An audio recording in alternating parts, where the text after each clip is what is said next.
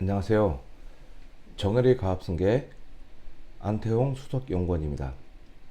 오늘은 제가 상담해드린 사례 중에 기업에 관련된 상속세가 무려 65억 원이 예상이 되는데 이것을 3억 원 미만으로 이렇게 전략을 수행한 케이스가 있어서 공유하고자 합니다. 오늘 이 내용을 진행하는 이유는 이런 상속이나 가업승계 전략은 모든 기업이 똑같을 수가 없어요. 하지만 그 기업에 맞는 전략이 있다면 참 다양한 그 기업에 맞는 전략을 우리 그 정혜의 가업승계에서 전략을 만들 수 있구나, 이것을 하나 느끼는 게 목적이고요.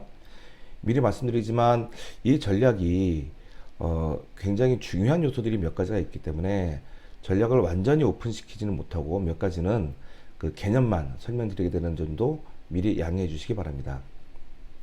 자, 기업이 승계되거나 상속될 때, 승계되면 자녀가 그 사업을 이어간다는 거고요. 상속된다는 건 이어가진 않지만 상속이 발생한다는 거예요. 이 경우에 가장 큰 문제는 역시 상속세의 문제입니다. 이 상속세에 대한 문제를 해결해 놓는 것이 경영자로서 마지막 임무를 수행하는 거다, 저는 이렇게 말씀을 드립니다. 그러다 보니 대표님 중에는 나는 상속 안 해, 나는 안 물려줘 라고 말씀하시는 분이 많이 계신데, 여기에 대해서 개념을 잡을 것은 기업은 안 물려줄 수 있을지 모르나 주식을 상속하지 않을 수는 없다. 왜? 피상속인이 사망하면 그냥 바로 개시되는 거예요.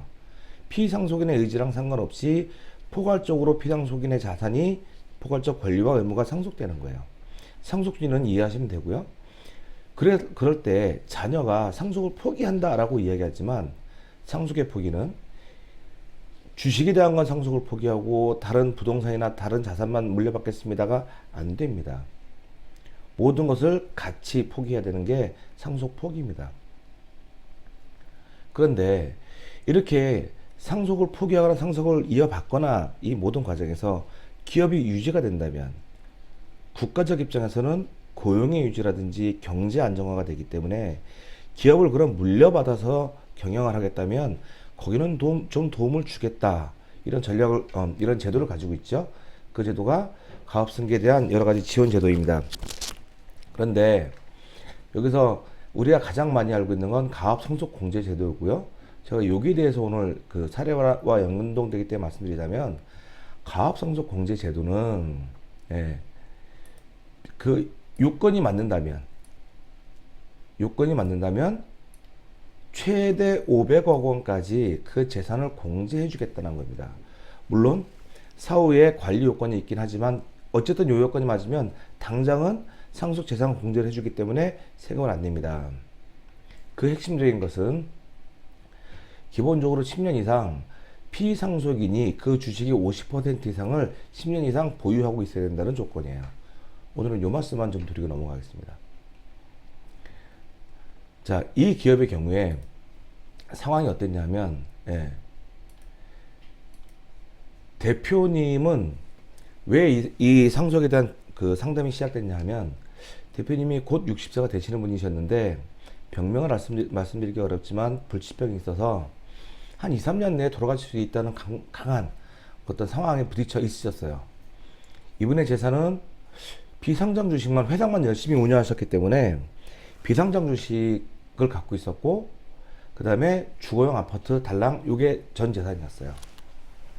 느끼시겠지만 비상장 주식의 가치가 아파트보다 훨씬 큰, 다른 자산보다 기업의 가치가 훨씬 큰 그런 상황이었고요. 예상되는 상속인은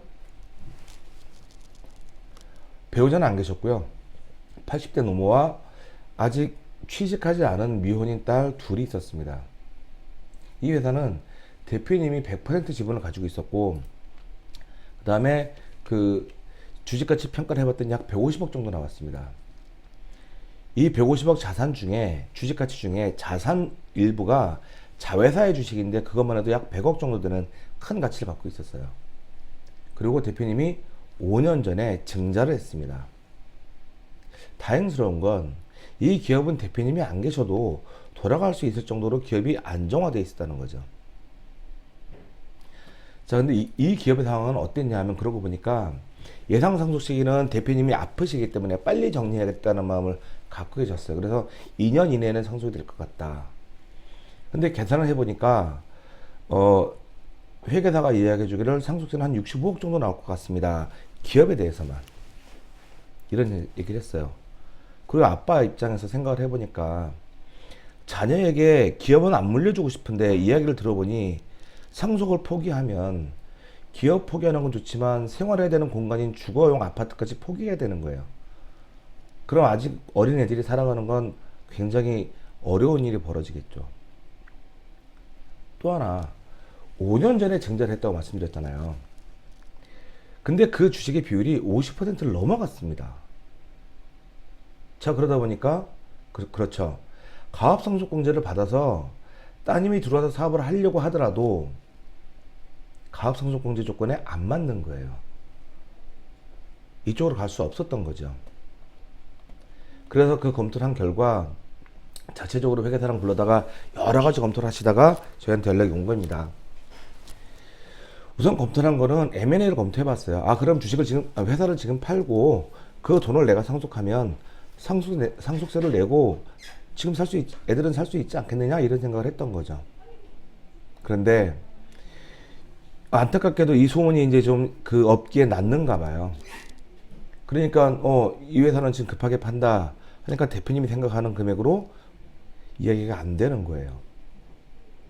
근데 물납이라는 제도가 있었죠.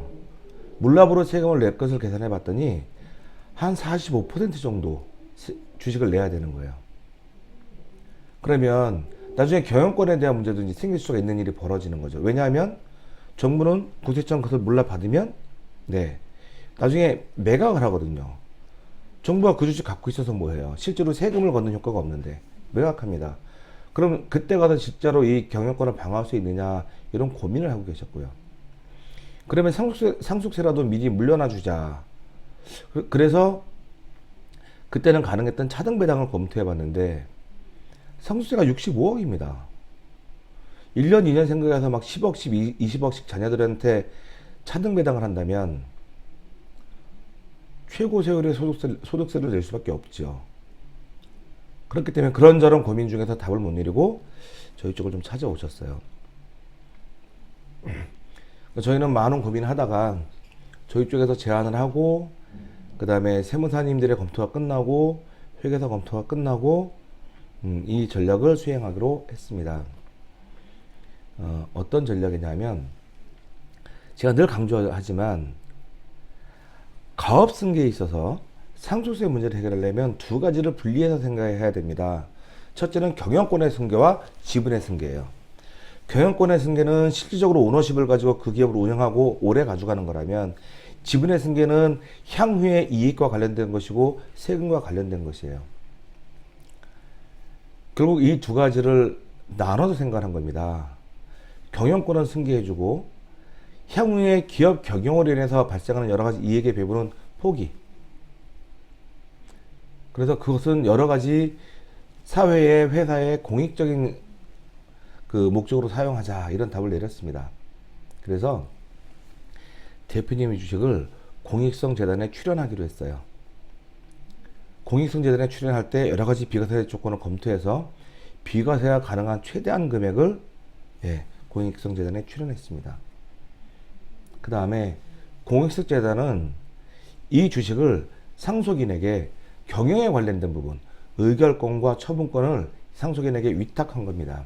이로써 경영권은 너무해지는 거죠. 그리고 이 공익성 재단은 그 기업이 경영에서 나오는 이익에 대해서 배당을 받을 권리랑 주식을 출연받았잖아요.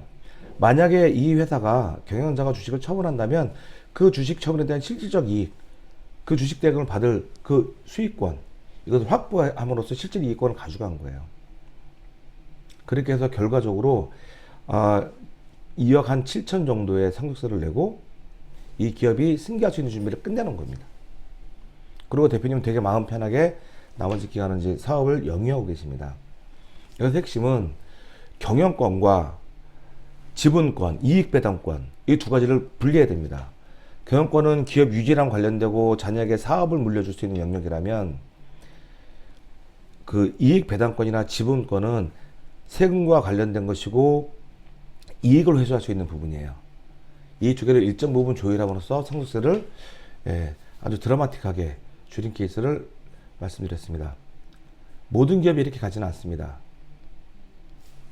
하지만 그 기업에 맞는 전략이 있다면 굉장히 다양한 전략을 상황에 맞게 써야 한다는 말씀을 끝으로 드립니다. 감사합니다.